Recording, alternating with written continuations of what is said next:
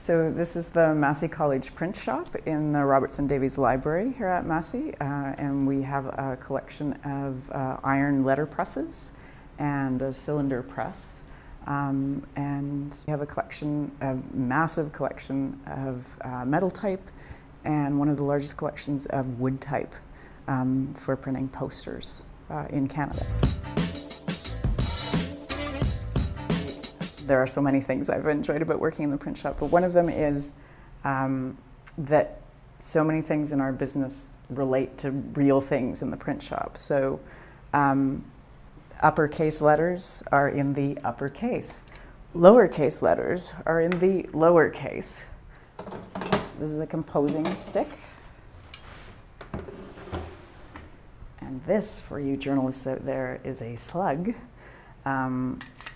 So, you know, when we have stories, the slug is the name of a story. So that the slug is the spacing material that goes in before the type. You set about 3 lines at a time, depending on the size of the type. And then you put it in a galley. So anyone who's done magazine writing has probably received the galleys to proofread, which are, you know, the draft copies, and that comes from print shop galleys.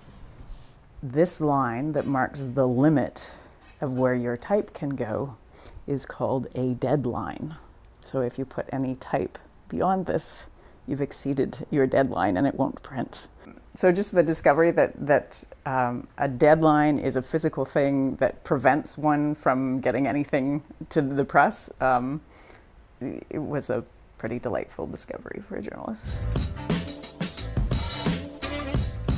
I'm printing a keepsake for my fellow journalism fellows here at Massey.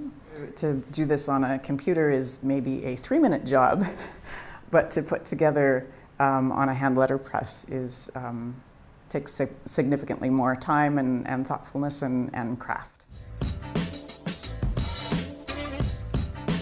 You set it line by line, letter by letter, and then you put it into the chase and you square it up with a bit of trial and error, and then the chase goes in the bed of the press.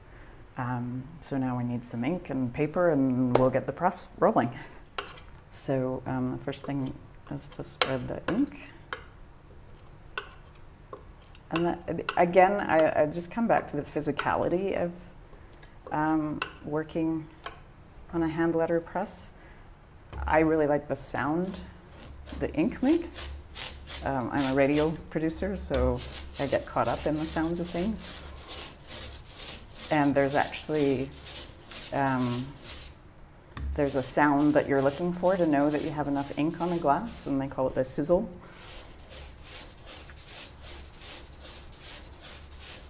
So you get into a rhythm of doing this. You grab the paper, you ink the type, you roll and there's a monotony to it, along with the craft. I mean, you're constantly checking and making sure that what you're doing is correct. But you know, you're not checking Facebook, you're not seeing who's talking about you on Twitter, there's no distractions, and you're doing one thing, and there's a rhythm to it, and I have found it so soothing and so satisfying to just kind of roll with doing one thing at a time. I doubt I can apply that to my life when I get back to work, but it's been fun while it's lasted. It just seems like a much more holistic approach to work. It's been valuable for me just to kind of know the history of where my industry comes from and why certain things are done a certain way or called a certain thing.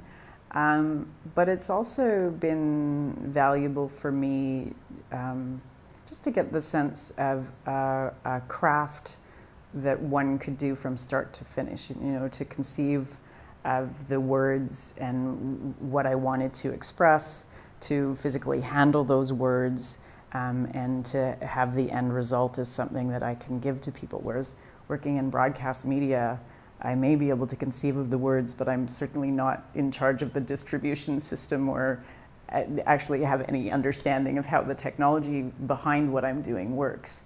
And so it's helped me to think about just the way that we work in society and the value of the work that we do and the processes that we engage in. I guess it's also just been fun.